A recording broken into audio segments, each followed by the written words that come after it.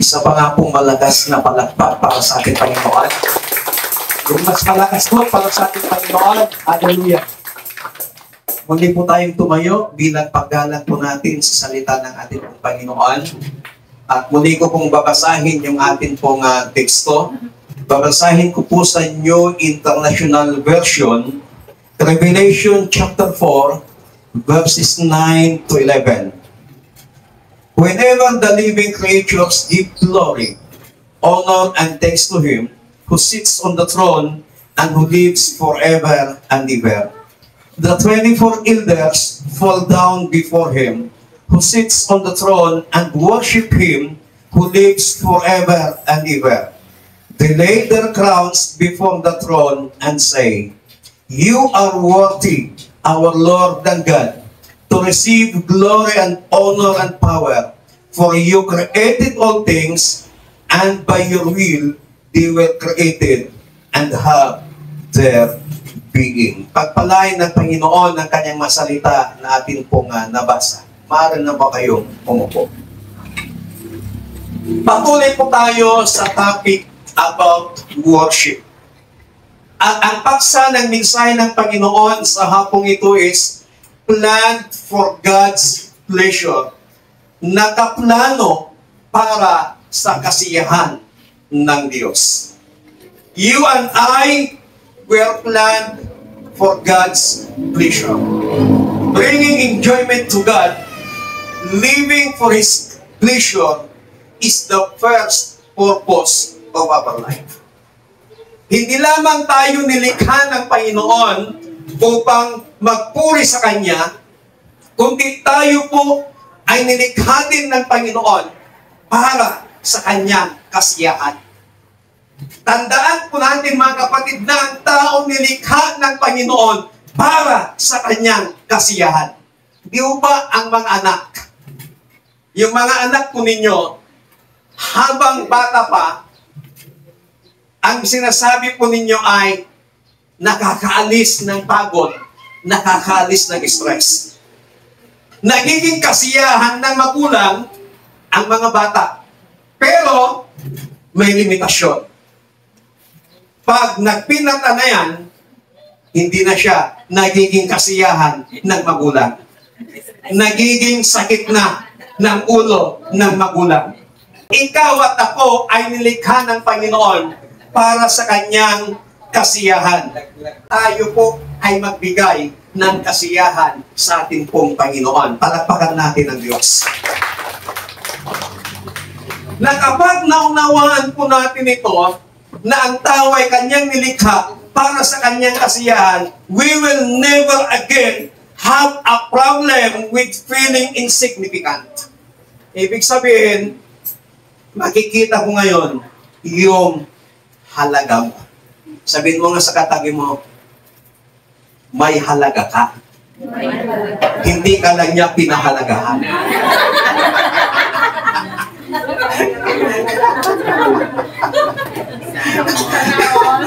Nilikha tayo ng Panginoon na may halaga tayo. May value ka sa harapan ng Panginoon. Kaya wag mong sabihin sa buhay mo na wala kang halaga. May halaga ka, kapatid. Napakahalaga mo sa harapan ng ating pong Panginoon. At isa sa mga pinakadakilang regalo ng Panginoon sa atin ay yung binigyan niya tayo ng abilidad para magkaroon ng kagalakan. And He wants us to enjoy life, not to endure it. Amen? Amen. Gusto ng Panginoon na i-enjoy mo ang buhay mo, hindi yung magiging stress ang buhay mo. Kaya kung may mga tao na lagi kang chinikismis, lagi kang pinagsasabihin ng hindi maganda, huwag kang magpaka-stress sa kanila. Hayaan mong sila ang ma-stress sa buhay mo. Amen? Amen. Kasi binigyan tayo ng abilidad ng Panginoon para bigyan natin siya ng kapurihan. At lagi po nating nagtandaan, nung nilikha niya tayo, kasama na ho yung 5 senses. Ano yung 5 senses natin? Sense of smelling, sense of seeing, sense of hearing, sense of tasting, and sense of yung makaramdam ka. Kaya hindi ka sense of touching. Hindi ka manhead. Sabi mo sa katabi mo, hindi ka manhead.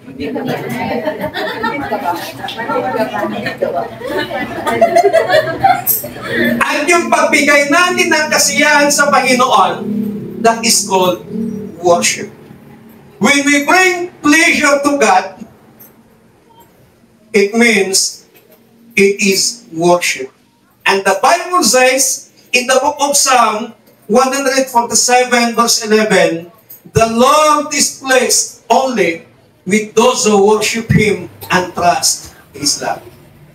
Ang Panginoon ay nasisiyahan lamang sa mga taong sumasamba sa Kanya at nagtitiwala sa Kanyang pag-ibig. Kaya yung inawit natin kanina, we are made to worship. Nilikha tayo ng Panginoon upang sumamba sa Kanya. Now, what is worship? Patuloy po nating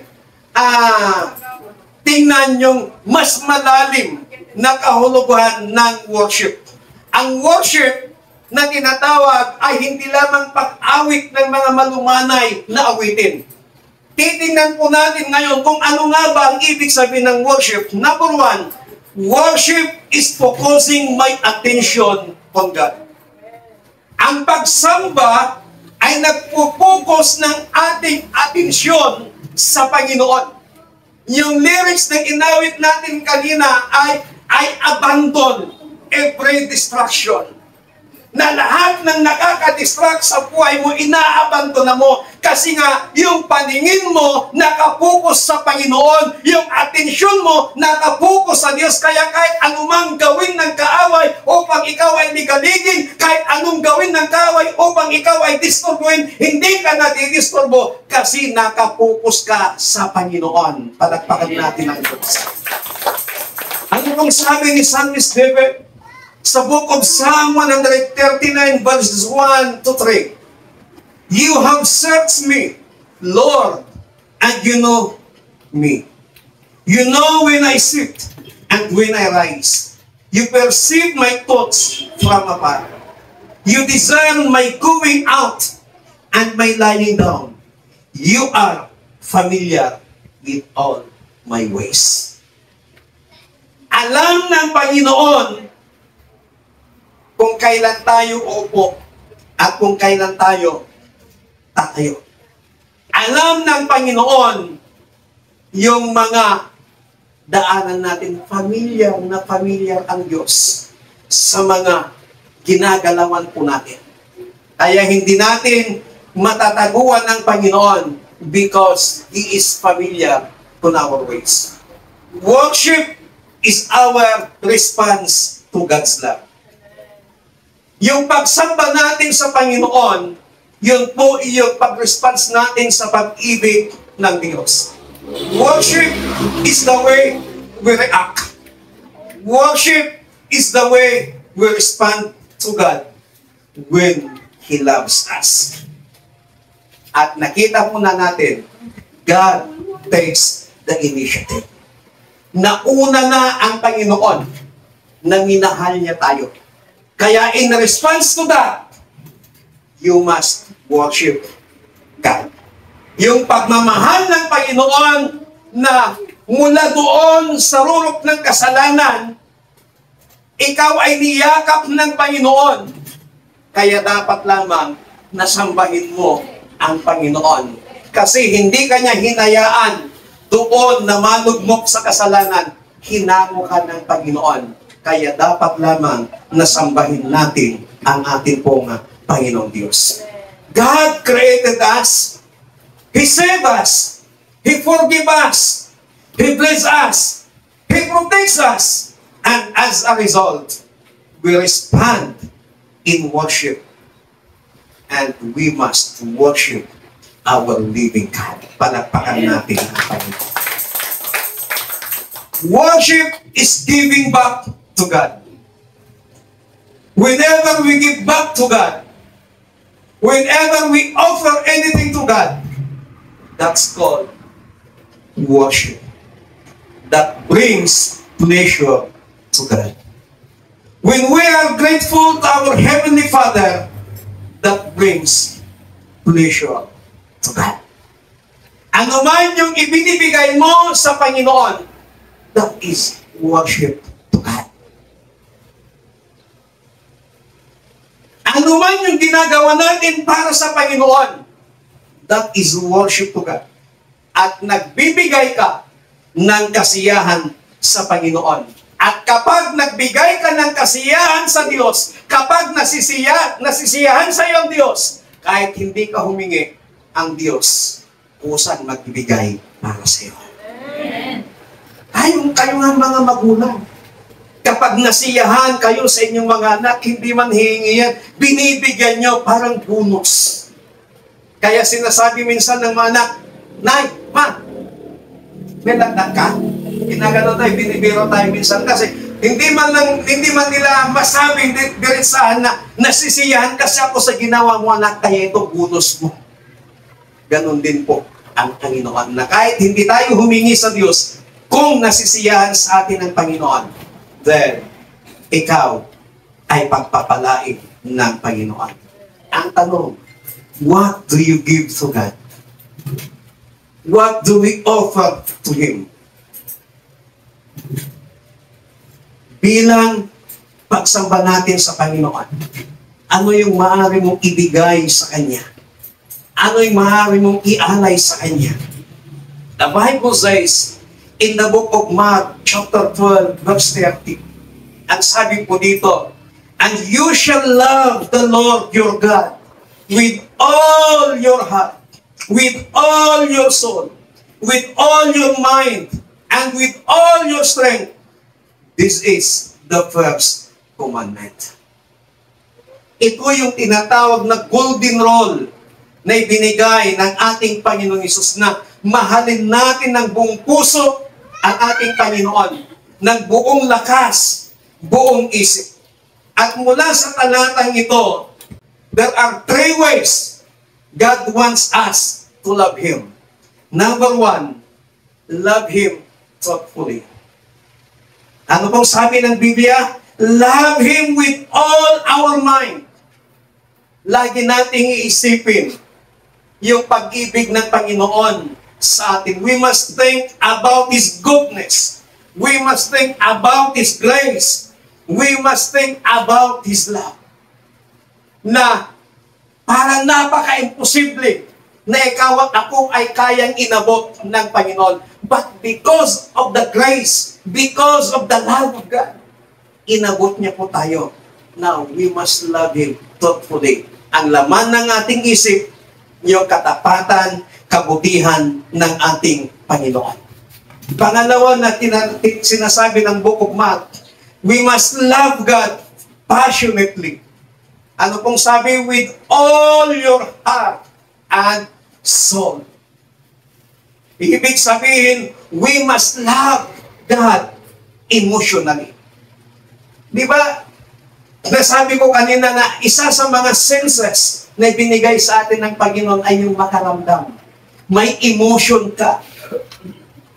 Kaya, yung emotion natin yan, gamitin natin para mahalin natin ang Panginoon. Pangatlo na sinasabi ni Marcos, we must love God practically. Ano pong sabi dito? With all our strength, with all our abilities. God wants our attention. God wants our affection. God wants our ability. Wherever you take the things to God, that is worship to God. Anumang mga ginagawa natin, yan ay pagsamba natin sa ating pong Panginoon. Yung mga abilidad na binigay sa atin ng Panginoon, that is pagsamba. That is worship to God. So we are made to worship God. Ang tanong, how do we focus our attention on God? Paano natin ipo-focus yung attention natin sa Panginoon? Number one, establish a quiet time. Magkaroon ka ng pagninilay-nilay. Kaya pag sinabi nila sa'yo, gusto ko munang mapag-isa, ang tao yun gusto niyang magnilay-nilay. At ang pinaka-the best na pagninilay-nilay sa kabutihan, sa katapatan, sa mga salita ng Panginoon ay doon sa loob ng kwarto. Kasi wala nang makakadisturbo sa iyo. Na kahit ilang minuto lang, i-silent muna natin ang ating mga cellphone at pag nilay-nilayan natin yung katapatan ng Panginoon sa buhay mo itong araw na to. Yung pag nilay-nilayan mo ang kabutihan ng Panginoon nung nakaraang araw. Pag nilay-nilayan mo yung mga salita ng Panginoon kahit ilang minuto lang, then that is worship to God. Pinapakita mo that you are focusing your attention to God. Number 2, develop a constant conversation with God. Kinakailangan magkaroon tayo ng madalas na makikipag-usap sa Panginoon. Ang sabi po ng Psalm 105 verse 4, seek the Lord and His strength. Seek His face forevermore. Pangalawang ibig sabihin ng worship. Worship is expressing my affection to God. Yung pagsamba natin sa Panginoon ay pagpapahayag ng pagmamahal natin sa Diyos. Sino hong mga nagmamahal dito? Ang taong nagmamahal, merong mga kapamaraanan kung paano niya ipinapahayag, ipinapakita, ipinaparamdam yung kanyang pagmamahal doon sa kanyang minamahal. Kaya kung mahal natin ang Panginoon, then we must express our worship to Him. Sabi po ng 1 John chapter 4 verse 19, we love Him because He first loved us. At yung pagmamahal natin sa Kanya, ipakita natin sa pamamagitan ng pagpapahayag ng ating pagsamba sa Kanya. Gaano mo ba kadalas sinasabi ang salitang, I love you Lord, I love you Jesus? Gaano mo kadalas sinasabi sa iyong partner, sa iyong mahal sa buhay, sa iyong asawa, sa iyong girlfriend, sa iyong boyfriend na mahal kita 3 times a day. Meron pang pamuama chup-chup. Ganon din sana tayo. Na lagi nating binibigkas sa Panginoon, Lord, I love you. I love you, Jesus. I love you, Jesus. Huwag kang mahiya na sinasabi ang katagang, I love you, Lord. Mahal kita, Panginoon. Mahal kita, Jesus. Kasi siya ang unang nagmahal sa atin. Gusto ng Panginoon na makilala natin siya ng lubusan at mahalin natin siya. May mga pagkakataon that God wants to reveal Himself that He is our provider. In times of sicknesses, God wants to reveal Himself that He is our healer. In times of loneliness, God wants to reveal Himself that He is our peace, that He is our joy. And in times sa kawalan, God wants to reveal Himself that He is our provider. May mga pagkakataon na ipinapakilala na ng Panginoon yung kanyang sarili sa atin, but sometimes, ini-ignore natin siya. Kapag tayo'y nawawalan ng anumang bagay, nawawalan tayo ng pera, nawawalan tayo ng mga pangangailangan, sometimes ang inuuna natin, mga kapatid natin sa Panginoon, mga kapamilya natin, na yun pala, nung time na inalaw ng Panginoon, na mawalan ka ng pangangailangan, gustong ipakilala ng Panginoon na siya pala ang tutugon ng lahat ng pangangailangan mo. Sometimes ini-ignore lang natin yun. But this afternoon, my brothers and sisters, God wants us to know Him. God wants us to love Him. Sabi ni kapatid na Pablo, one thing I desire is to know Christ deeply. Isang bagay lamang ang aking ninanais, sabi ni kapatid na Pablo, ay ang lubusang makilala ang Panginoon. Kaya, kung nakikilala mo ang Panginoon, mas lalo mong mamahalin ang Diyos. Ang tao nga, nakilala niya lang sa Facebook, nakachat lang niya ng ilang oras, mahal na niya daw agad. Pwede nga. Paano mo naman nasabi? Hindi mo pa naman nakita. Di, nararamdaman ko yun. Mulang na nakachat kita, ang saya-saya ko na. Mula lang yun. Huwag tayong magpapadala. Ibig sabihin, pag lalo mo nakikilala ang Panginoon sa buhay mo, mas lalo kang mai-inlove sa Diyos dahil nakikilala mo kung sino talaga ang Diyos sa iyong buhay. Palakpakan natin ang Panginoon. Pangatlo at ang panghuli. Worship is using my abilities for God. Ano pong sabi ng Colossians chapter 3 verse 23? And whatsoever you do it heartily as to the Lord and not unto men.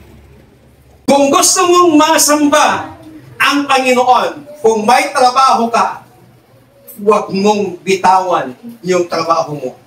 Maaari mong sambahin ng Panginoon kahit na may trabaho ka, ibigay mo sa Diyos ang trabaho mo. Then, pagsamba na yan sa Panginoon. Amen? Amen. Anything na mayroon tayo, you give it all to God. Kung ikaw man ay paralinis lamang ng simbahan, pangawalis, that is worship to God. Amen? Kung ikaw man ay paraluto, that is worship to God. Kung ikaw man ay mahilig magpakain, na hindi ka nagdadabog, ginagawa mo yung do it heartily to God. That is worship to God. Yung pagtimpla mo lang ng kape, i-enjoy mo. Nagtitimpla ka ng kape na iinumin ito ng mga lingkod ng Panginoon, ng mga kapatid ko, ginagawa mo yun para sa Panginoon. You are worshiping God. May kanya-kanya tayong mga abilidad. Gamitin natin yung mga abilidad natin na yon para masamba natin ang Panginoon. Ang alam lang kasi ng iba, pag sinabing worship, yung pagkanta. Pag sinabing worship, yung pagtugtog ng mga instrumento. Pero lahat ng bagay na ginagawa natin, na iniaalay natin sa Panginoon, that is worship to God. Yung pag-worship, hindi lamang pag-awit ng mga malumanay na awit, kundi lahat ng ginagawa mo, pagsambayan sa Panginoon. Nagpupunas ka ng mga upuan sa simbahan, habang nagpupunas ka, Panginoon, pagpalain mo yung mga uupos o upuan ito, bless them, O God. Worship to God yan. Pero kapag nagpupunas ka, siya mo lakanayin na para punas, nakanago na dito, di na pa yung magmay. Hindi na yan pagsamba sa Panginoon. Nagre-reklamo ka na, hindi na natutuwa sa iyo ang Panginoon. Gusto mong matuwa sa iyo ang Panginoon, then gawin mo ang lahat ng bagay para sa Panginoon. Palakpakan natin ang Panginoon. Ang tanong, kumusta ang worship mo sa Diyos? Kumusta ang pagsamba mo sa Panginoon? The greatest temptation of our life and the worst sin we could possibly commit is the temptation to worship something other than God. Huwag nating hayaan na mas masamba natin ang ibang bagay kaysa sa Panginoon. Kaya dapat mas mangibabaw sa lahat ng bagay ang pagsamba natin sa Panginoon. Whenever we love something more than God, we're going to have chaos. You're going to have conflicts you're going to have stress and problems in your life. Mas mahalin mo ang Panginoon. Amen? Amen! Anak, kapsat, na disgrasya ni Kastoy, nananungan yung motor! Mas concern pa siya doon sa motor kaysa sa doon sa langit. Ang ibig sabihin, mas mahal niya yung bagay kaysa doon sa nilikha ng Diyos. Mahalin natin ang nilikha ng Panginoon ayon sa kanyang wangis at sambahin natin ang Panginoon. Amen? Palakpakan natin ang Panginoon. Mag-ibabaw sana yung pagmamahal natin sa Diyos. Tayo pong lahat ay tumayo. Worship is focusing our attention to God. Worship is expressing our affection to God. And worship is using our abilities to God. God created us to worship Him. Nilikha tayo ng Panginoon para sambahin natin siya. Muli nga nating awitin yung inawit natin kanina with to worship. Na isigaw natin yung pagmamahal natin sa Panginoon. I-bless natin yung pangalan ng Panginoon. I-bless natin ang Diyos. Hindi lang tayo ang i-bless ng Panginoon, kundi tayo din ang mag-bless sa Panginoon sa habang ito. Because we are created to worship God. Hallelujah.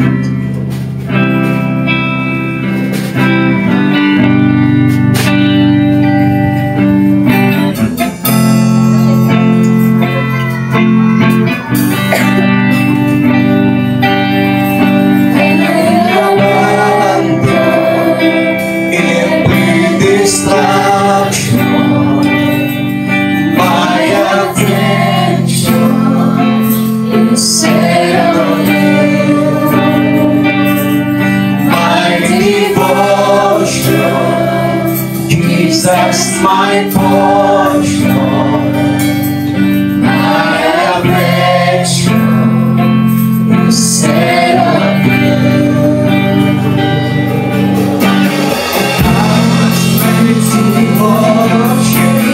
I was made for your praise.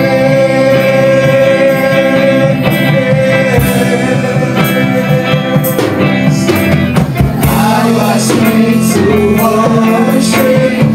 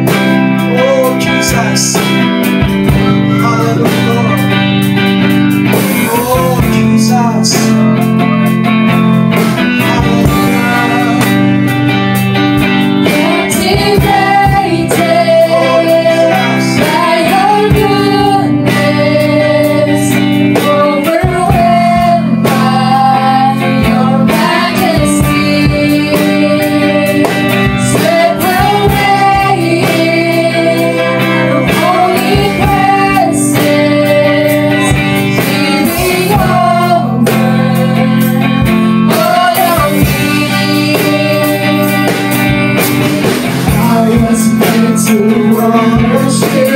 I was made for your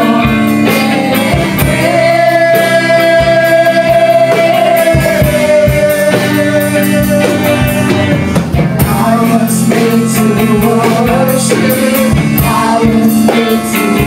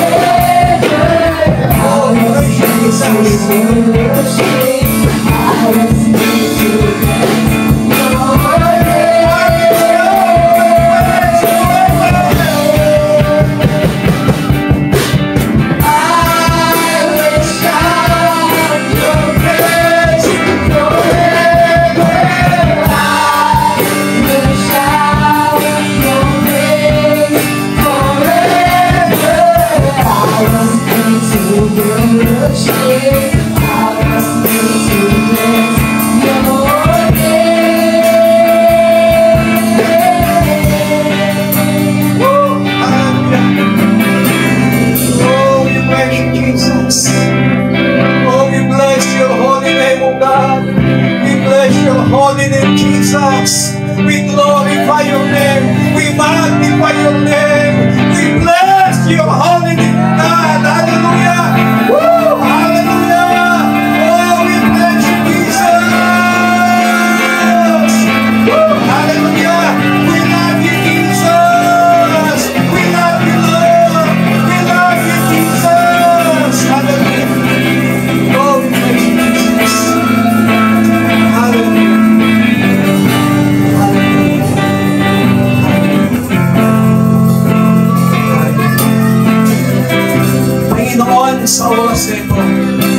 Salamat dahil pinaunawa mo sa amin kung anong ibig sabihin ng pagsamba.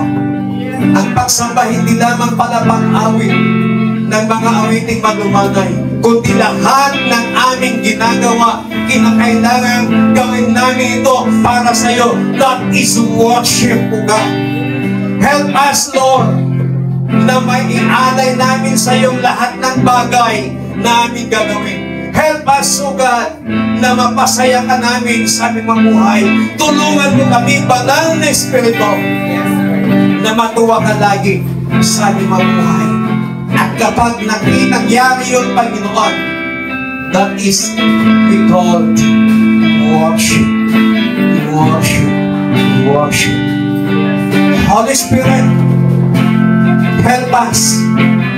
Help your people to become a worshiper, because you are seeking a true worshiper.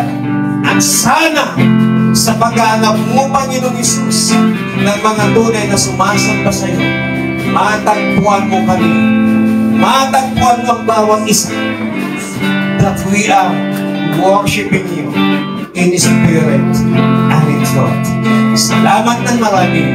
We give you all the highest praise, the highest worship, and the highest adoration in Jesus Christ, mighty name we pray. Everybody